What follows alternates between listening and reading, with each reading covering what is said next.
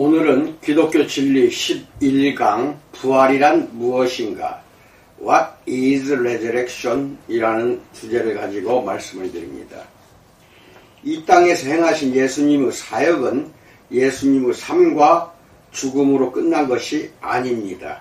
만약 거기서 모든 것이 끝났다면 그 결과는 이러했을 것입니다. 우리의 전파하는 것도 헛것이요 또 너희 믿음도 헛것이며 너희의 믿음도 헛되고 모든 사람 가운데 우리가 더욱 불쌍한 자리라. 고린도전서 15장 14절로 19절. 그러나 예수님은 죽은 자 가운데서 부활하셨고 이기고 정복하신 왕이 되어 승천하셨습니다. 첫 번째, 부활의 경과에 대해서 말씀드립니다. 사복음서는 모두 예수님의 부활 기사를 싣고 있습니다. 마태복음 28장 1절로 20절, 마가복음 16장 1절로 8절, 누가복음 24장 1절로 53절, 요한복음 20장 1절로 21절, 25절, 요한복음 20장 1절로 21장 25절. 사도들은 사도행전 전체를 통해 계속해서 예수님의 부활을 증거하며 사람들에게 예수님을 살아계셔서 하늘에서 다스리시는 분으로 믿으라고 권면합니다.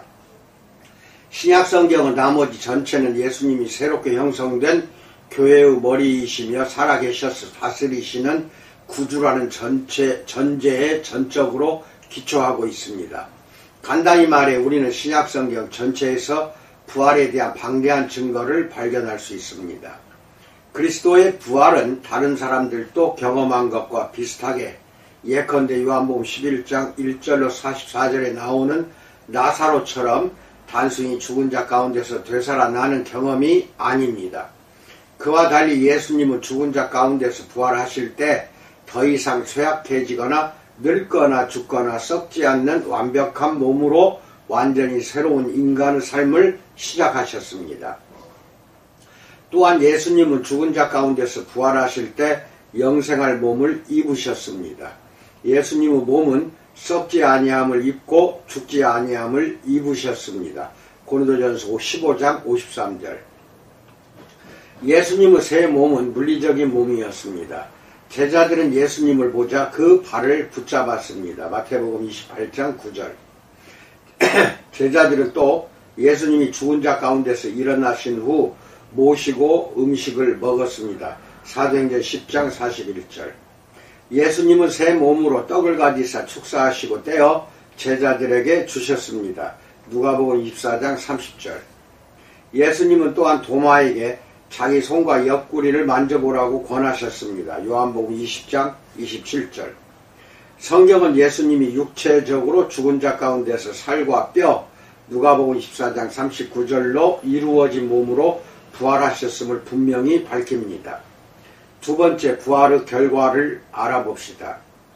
결과적으로 구원을 위해 예수님을 바라보는 모든 사람을 하나님은 예수 그리스도의 죽은 자 가운데서 부활하심으로 말미암아 거듭나게 하사 산 소망이 있게 하셨습니다. 베드로전서 1장 3절. 즉 그리스도는 자기 생명과 같은 미래의 새로운 생명을 우리에게 가져다 주셨습니다. 우리 몸은 아직 예수님의 새 몸과 같지는 않지만 우리 영은 이미 새로운 부활의 능력으로 되살아났습니다. 이 부활의 능력은 우리가 마땅히 살아야 할 바대로 삶을 살도록 도와줍니다. 또한 우리에게 삶 속에서 죄에 대해 점점 더 승리를 얻을 수 있는 능력을 줍니다. 부활 때문에 우리는 우리 자신을 죄에 대하여는 죽은 자 로마서 6장 11절로 여길 수 있습니다. 비록 현세에서는 죄가 없는 완전함에 이르지는 못하겠지만 바울은 여전히 우리에게 죄가 너희를 주관치 못하리니 로마서 16장 14절이라고 말합니다. 죄가 우리를 다스리거나 통제하지 못할 것입니다. 이 부활의 능력은 또한 성령의 능력을 포함합니다. 성령의 능력으로 말미암아 우리는 예수님이 우리에게 맡기신 일을 감당할 수 있게 됩니다. 사도행전 1장 8절. 더 나아가 예수님의 부활은 우리와 하나님의 바른 관계를 보장합니다. 바울은 로마서 4장 25절에서 예수님이 우리를 의롭다 하심을 위하여 살아나셨다고 말합니다. 하나님이 예수님을 죽은 자 가운데서 살리신 것은 곧 예수님이 우리를 위해 행하신 일을 인정하신 것입니다. 하나님은 우리 죄 때문에 예수님이 고난당하시고 죽으신 일에 대한 자신의 확증을 보여주셨습니다. 하나님은 예수님이 우리를 위해 하신 일이 완성되었음을 확인해 주셨습니다.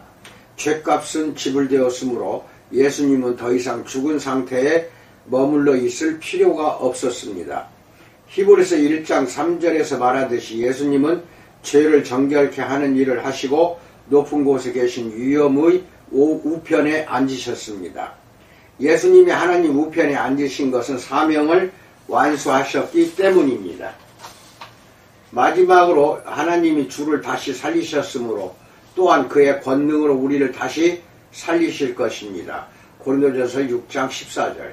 또한 주 예수를 다시 살리신 이가 예수와 함께 우리도 다시 살리사 그 앞에 서게 하실 것입니다. 고린도후서 4장 14절. 예수님의 부활은 우리도 그와 같은 부활을 경험할 것임을 의미합니다. 바울은 예수님의 부활 속에서 우리가 장차 우리에게 임할 일의 그림을 보게 된다고 말합니다. 고린도전서 15장 20절. 예수님이 다시 오시면 우리는 다 변화할 것입니다. 고린도전서 15장 51절. 우리의 썩을 몸은 썩지 않을 몸으로 바뀔 것입니다. 고린도전서 15장 53절. 우리가 부활하는 마지막 부활 때 우리는 현재 예수님이 입으신 몸과 똑같은 새로운 몸을 입게 될 것입니다. 세 번째, 예수님의 승천에 대해서 알아봅니다. 부활하신 지 40일 후 사도행전 1장 3절 예수님은 예루살렘 성 밖에 제자들을 데리고 가셔서 손을 들어 저희에게 축복하시더니 축복하실 때 저희를 떠나 하늘로 올라가셨습니다. 누가복음 24장 50절로 51절. 예수님은 이 땅을 떠나실 때 하늘이라는 특별한 곳으로 떠나셨습니다. 예수님이 하늘로 올라가시자 하나님이 오른손으로 예수를 높이셨습니다. 사도행전 2장 33절. 하나님은 그를 지극히 높여 모든 이름 위에 뛰어난 이름을 주셨습니다. 빌립보서 2장 9절. 예수님을 승천하신 뒤 하나님인 동시에 인간인 분으로서 이전에는 누리지 못한 영광과 영예와 권세를 받으셨습니다. 천사들은 이제 이와 같은 말로 예수님께 대한 찬양을 합창합니다. 죽임을 당하신 어린 양이 능력과 부와 지혜와 힘과 존귀와 영광과 찬송을 받으시기에 합당하도다. 계시록 5장 12절. 이제 그리스도는 하나님 우편에서 모든 원수를 그 발 아래 둘 때까지 불갑을 왕노릇 하실 것입니다. 고린도전서 15장 25절. 그리스도의 일생은 우리에게 본을 제시합니다. 예수님의 부활이 종말에 우리에게 일어날 일을 알려주는 것과 마찬가지로 예수님의 승천은 우리가 결국 어디로 갈 것인지를 알려줍니다. 그러므로 우리는 그리스도가 재림하셔서 우리가 이 땅에서 영광스러운 새 땅으로 옮겨지게 될 그날을 고대합니다. 로마서 8장 19절. 그때 우리는 완전한 새 몸으로 완전한 새 땅에서 영원히 살게 될 것입니다. 이상입니다. 과제를 드립니다. 1. 예수님이 죽은 자 가운데서 부활하신 일은 왜 중요합니까?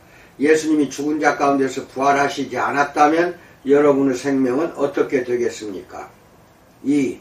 예수님이 죽은 자 가운데서 부활하신 일이 여러분의 삶과 온 세상에 어떤 결과를 가져왔습니까? 3. 예수님의 부활로 인해 여러분은 여러분 자신의 부활을 고대하게 됩니까? 이상입니다. 우기가 이제 쉽게 물러나지는 않을 것 같습니다. 장마철에 여러가지 재산상 피해가 없도록 기도드리겠습니다.